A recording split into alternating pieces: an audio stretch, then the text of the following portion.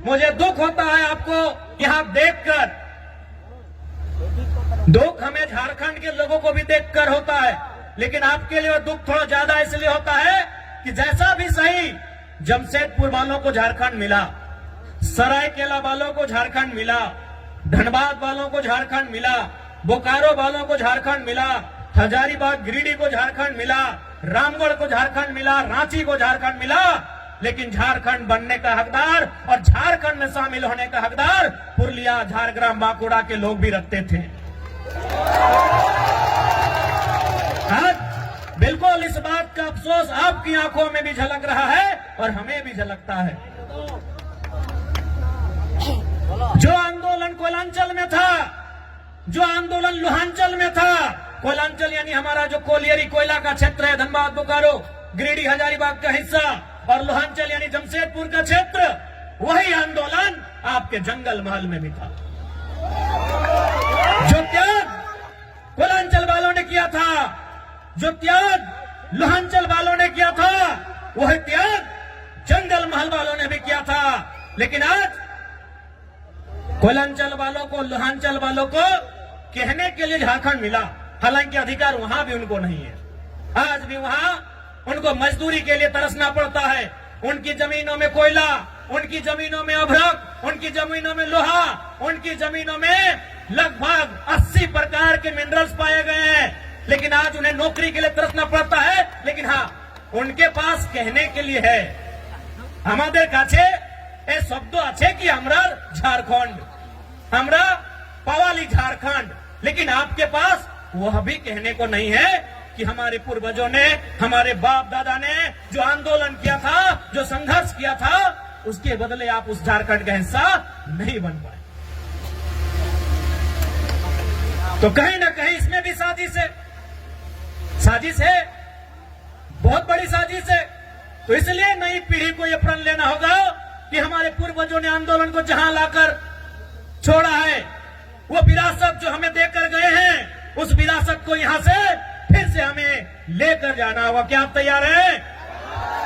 कि जंगल महल की गलियों से एक आवाज आया है, जंगल महल की गलियों से एक आवाज आया है, उठो नौजवानों, फिर से इनकलाब आया। क्या आप तैयार हैं? और देखिए नौजवानों, मेरे भाइयों,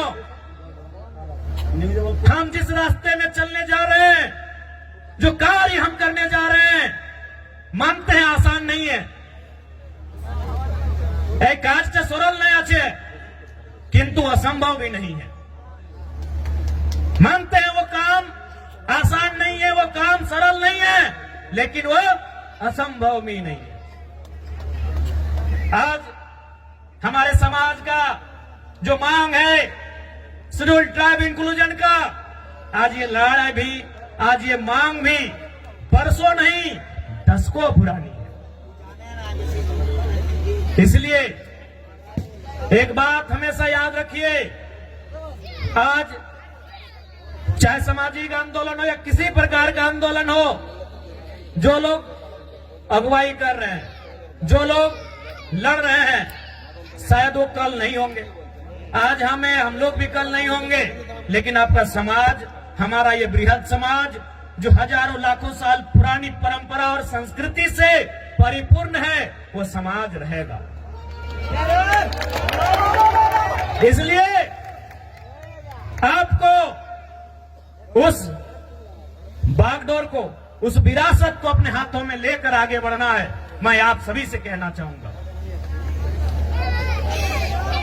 और आज जब भी आप किसी आंदोलन के लिए जाते हैं, जब आप संघर्ष का रास्ता चुनते हैं, आपको त्याग करना पड़ता है। बिना त्याग का आपको मंजिल नहीं मिलेगा।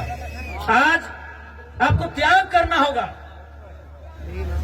आप कहेंगे कि हमें भोग का रास्ता भी चुनना है, हमें ऐसो आराम का भी रास्ता चुनना है, और हमें मंजिल की ओर भी जाना है, हमें अपने सपनों को भी साकार करना है, तो संभव नहीं, आपको त्याग करना होगा। आज का समय त्याग का है, और जो नौजवान त्यागी बनकर इस रास्ते में आएंगे, तभी हमारा समाज उत्थान की ओर जाएगा। इसलिए इस पीढ़ी को तो त्यागी बनना होगा।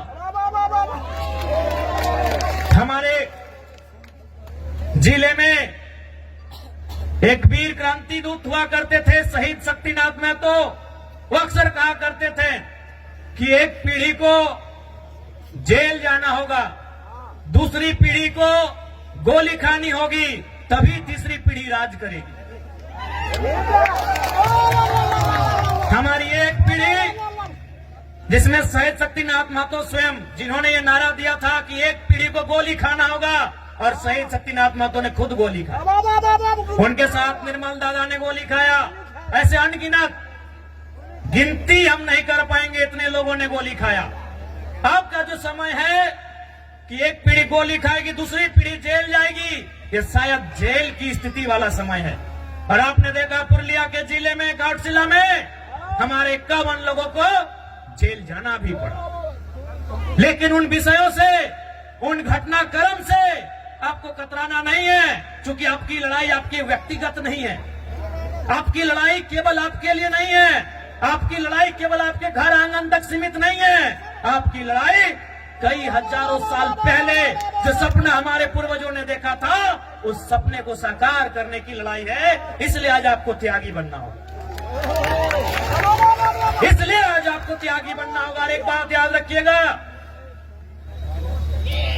जो संघर्ष को चुनते हैं वही सफलता के करीब जाते हैं। आज का समय संघर्षों का समय है मेरे भाइयों। जो भी पर्व हम लोग मनाते हैं उसका एक संदेश होता है।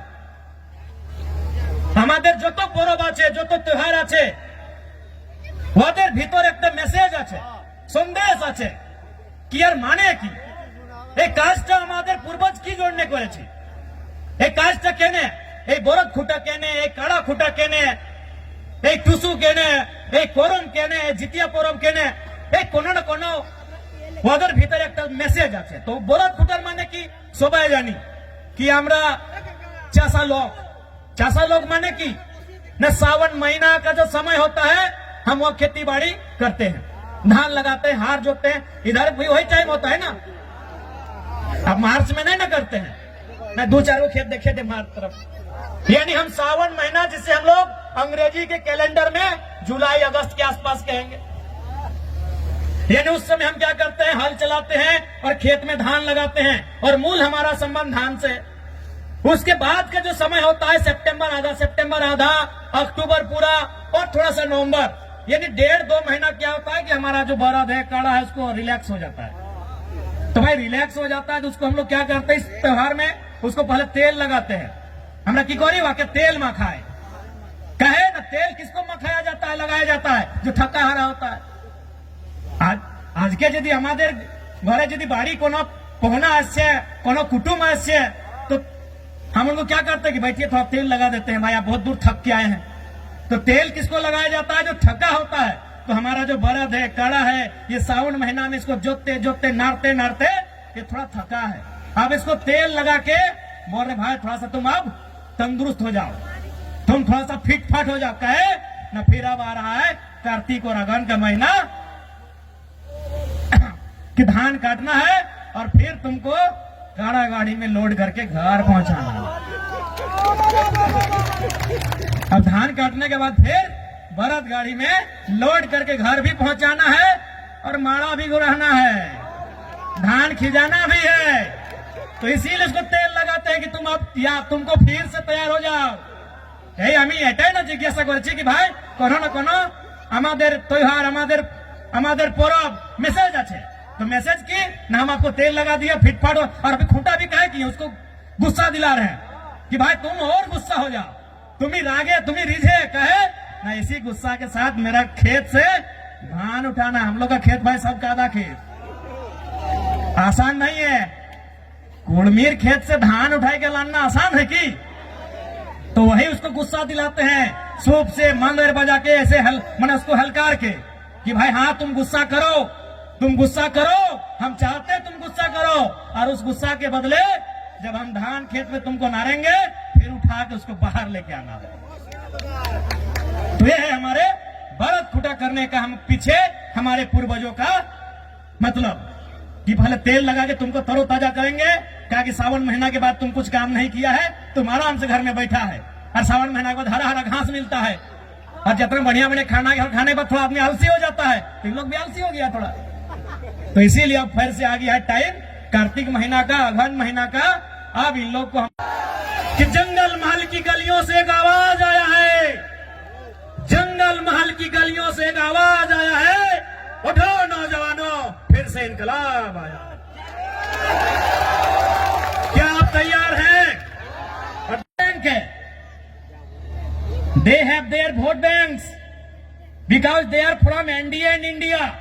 कोई फर्क नहीं कैंडिडेट कौन होगा, who will be the candidate. आप इंडिया से हैं, इंडिया गठबंधन से हैं, ये लोग आपको वोट करेंगे।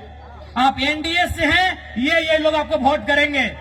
I am an independent new Qamar party. हमारे झारखंड में भी क्या सेफ है, 81 में 56 इंडिया के पास, 24 एनडीए के पास, 56, 24, 80 हम अकेले हैं। यानी हमारे पास कोई वोट बैंक नहीं, हमारे पास कोई समीकरण नहीं। और हमने क्या कहा कि पार्टी बनती है, बिगड़ती है। कोई आज बीजेपी में है, कल को तृणमूल में चला जाएगा। समाज आपका चिरंजीवी है, आप समाज के साथ रहिए। किसी एमपी एमएलए में इतना ताकत आपने देखा था क्या? हमने स्पष्ट कहा कि आप हमारे राजनीतिक कार्यक्रम में आते हैं, अच्छी बात है। आप मेरी पार्टी के मीटिंग में आते, अच्छी बात है, लेकिन आप समाज की मीटिंग में पहले जाइए।